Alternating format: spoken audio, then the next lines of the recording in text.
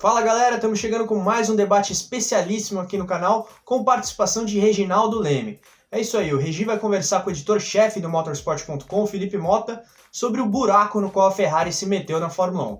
Eles também vão debater a retrospectiva histórica aí das crises da Ferrari na F1, né? A Ferrari que reestruturou seu departamento técnico recentemente e teve a saída do chefe de equipe, Mattia Binotto, do cargo de diretor técnico. Portanto, o Binotto agora se concentra apenas no trabalho como chefe de equipe, a Ferrari que vem mal aí nessa temporada 2020, apesar dos 2 pódios do Charles Leclerc.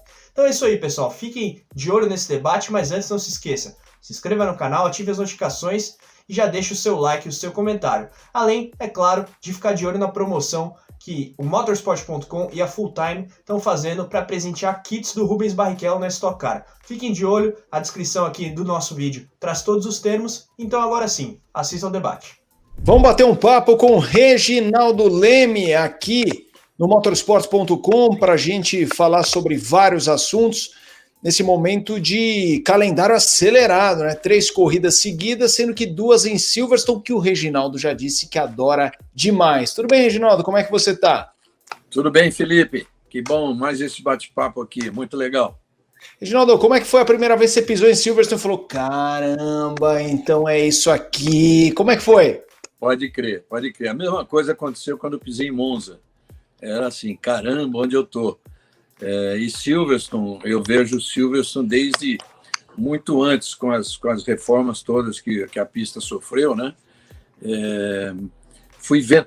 A primeira vez que eu entrei na escolinha do Jim Russell, que para quem não sabe fica dentro de Silverstone, e o Emerson foi criado lá, né? A carreira internacional dele foi criada lá. É uma emoção muito grande, velho. Nossa Senhora, até hoje, quando eu penso em ir a Silverstone. O pessoal tem mandado muita pergunta quando a gente coloca algum vídeo do Reginaldo Leme sobre Ferrari. A gente já vai falar sobre Ferrari rapidinho, mas o assunto agora é Silverstone. O que te faz gostar de Silverstone, além de ser o templo da velocidade? Porque Silverstone fica no meio quase do nada, são casinhas, quase fazendas, ali chácaras, como a gente diria em português, com casas antigas, seculares. Eu me hospedava numa casa do século XVI, inclusive aquelas de pedra e tudo mais. Descreve aonde que está o astral dessa pista quando você vai cobrir o GP da Grã-Bretanha, Regi. Eu acho que você falou tudo. O astral está nisso aí, nessas casas do século XVI, nessas pensõezinhas que a gente fica, casas de família, hotéisinhos de Banbury, né? Algumas coisas lá, o fato da gente ir para Towcester, lá comer, tem 3 restaurantes, 2 pubs e um restaurante mesmo, que é o Pato, você conhece, que é o Rice Bowl, e a gente se encontrar praticamente a Fórmula 1 inteira lá comendo pato, é o único prato que existe, né? E que pato. E que pato. Felipe, eu gosto das corridas no meio do nada. Eu acho que elas representam a tradição da Fórmula 1 na Europa, né? Então, quando muita gente fala assim, eu uma vez até escrevi uma coluna, eu saí de Mônaco e fui para Nürburgring. Nürburgring é no meio do mato também, embora tenha mais casas do lado, mas é tudo isso. Na época não tinha hotel, não tinha nada, você alugava mesmo pensões, que é para hospedar todo mundo. O pouco que tinha de hotel e acomodação maiores, as equipes pegavam. Então, eu escrevi essa coluna e botei o nome assim, saindo de Mônaco para lá. Deixa eu explicar antes porque o nome, porque a comparação. Não sei se você estava nesse ano, que a gente pegava um ônibus e eles levavam a gente, você não sabia para onde estava indo. À noite, a gente comendo salsicha ali, tomando cerveja, passava um ônibus, você entrava no ônibus e ele estava indo, na verdade, para ali a 1 quilômetro distante, numa reta, em que tinha uma cabana armada muito grande, uma cabana de lona, e um baita rock tocando lá, e a gente ali assistindo aquela coisa, depois voltava a pé para casa. Então, eu acho que isso é a verdadeira Fórmula 1. E por essa razão de estar tocando ali no chão duro, tudo bagunçado, mas que eu gosto muito, eu pus o título nessa coluna do luxo ao lixo, né? Mas no bom sentido, não é lixo desprezível, porque era aquilo, banheiro público, era aquela coisa toda. mas para mim, a Fórmula 1, por isso que Silverstone, Brands Hatch não é diferente, Mahincourt não é diferente, Nürburgring não é diferente. Eu prefiro essas corridas do que você ir, por exemplo, apesar do tanto que eu adoro Barcelona, você ir para a pista de Barcelona, né, que é a cidade-pista, cidade-pista. Eu quero aquele aconchego ali que isso proporciona para a gente. Você citou Brands Hatch, Reginaldo Leme. Eu até queria puxar outras corridas da Inglaterra para a gente fechar esse assunto das provas inglesas. Todas, claro, Silverstone talvez seja o templo máximo, mas as outras também carregam essa alma. Brands Hatch, Donington. Cite outras pistas que você já passou na Inglaterra que realmente são legais ou não, que de repente não são legais. Bom, primeiro eu vivi esse meu primeiro ano europeu, 1973, num lugarzinho chamado Elscourt, num bairro Elscourt, em que os pilotos brasileiros todos moravam ali. Pilotos brasileiros que eu estou falando da Fórmula 3, né? Então, já com Ingo Hoffmann, com o Júlio Caio, com o Leonel Friedrich, principalmente, até mais vezes com o Leonel, que é um gaúcho, ele passava, me pegava no meu hotelzinho e a gente ia para essas pistas disputar as corridas de Fórmula 3. E isso era assim, domingo às 6 da manhã. Chegava lá, voltava às 8 da noite, porque tinha uma corrida atrás da outra. Então eu conheço praticamente todas as pistas. Eu gostava de ir marcando as pistas inglesas que eu conhecia, são 7 ou 8. Eu nunca conheci a única que é central, que é Crystal Palace, que é num bairro de Crystal Palace, no sul de Londres, aliás, muito perto de onde minha filha Camila mora. Essa foi a única que eu não conheci. Então, a Inglaterra, para mim, é isso, cara. É o país do automobilismo. Em qualquer pista dessa, qualquer fim de semana, longe de Fórmula 1, longe de poder receber a Fórmula 1, né? Fora Donington, Brands Hatch e Silverstone, ninguém pode receber. Aliás, acho que Brands Hatch também já deve ter perdido esse direito, porque faz muito tempo que não se aprimora. Então, essas corridas todas, que você ia para um fim de semana desse, e num domingo, praticamente, você tinha 20 corridas de categorias diferentes. Por isso que a Inglaterra se apegou de paixão a esse automobilismo. Reginaldo, eu queria te fazer uma pergunta agora sobre Ferrari. Muita gente, quando a gente conversa, fala: Reginaldo, que draga da Ferrari e tal.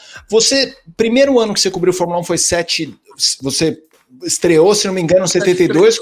72 eu fiz uma corrida e 73 eu fiz daí em diante. Então, vamos lá, você pegou lá a Ferrari bem com Lauda, bicampeã 75, 77 e tudo mais, o Scheckter foi campeão. Como que era essa Ferrari anos 70, que depois, a partir dos anos 80, entrou num grande jejum até a supremacia Schumacher? A Ferrari, claro que sempre foi a grande equipe, a grande paixão de todo mundo, e nessa década de 70, imagine ficar 3, 4 anos sem ganhar campeonato, como ficou na época em que o Jack Hicks era o piloto principal da equipe, ficou 70, 1, 2, 3, uns 4 anos, ficou sem ganhar campeonato, já era uma catástrofe. 4 anos. Depois que o Lauda ganhou, aí você veio a ganhar só o John Scheckter em 79, e depois a gente entrou naquele famoso jejum de 21 anos. Ali, velho, já em 70, já nos anos 70, que as coisas eram bem melhores, eu acabei de dizer, não podia passar 3 anos, 4 anos sem ganhar o campeonato. Tanto que ela ficava trocando gente. Teve uma época que a Ferrari, pouca gente sabe, em 73, a Ferrari passou a ser fabricada na Inglaterra. Pegou uma turma de ingleses fazendo um carro, um carro até diferenciado, embora vermelho, ele tinha uma faixa amarela, assim. Bom, foi um fracasso. Aí voltou tudo para a mão dos italianos e foi ganhar o campeonato em 79. Agora, desde então, Felipe, e você conhece parte dessa história, foi aquele negócio de falar: meu Deus do céu, quando é que essa equipe vai reagir? Foi vice-campeão algumas vezes, teve pilotos geniais como o Gilles Villeneuve, né?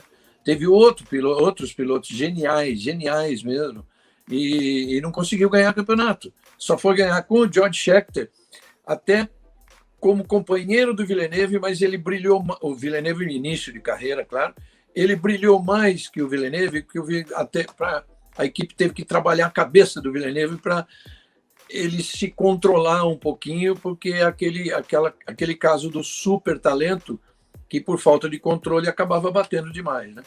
Ô Regi, com essa coisa tradicional da Ferrari de ordem de equipe e tal, Scheckter e Villeneuve, foi uma relação baseada em ordem ou o Scheckter se impôs naturalmente, talvez por essa experiência, cabeça no lugar e tal?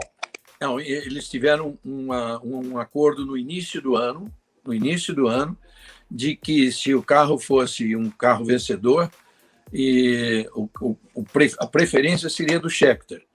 Ao que o Villeneuve ele aceitou o negócio porque ele estava tendo uma chance de estrear, né? Ele tinha feito uma ou duas corridas pela McLaren, mas a chance de fazer um campeonato inteiro pela Ferrari, ele aceitou isso, mas o grande show nas corridas era o Villeneuve, né? Mas shows assim, às vezes assim, shows que assim, meu Deus do céu, esse cara vai se matar, né? Mas houve um consenso assim de que o Villeneuve deveria aprender com o Schumacher. Vamos lembrar que o Schumacher foi o Villeneuve do passado. Em 73, Schumacher chegou a causar acidente envolvendo 18 carros na primeira volta de Silverstone, né?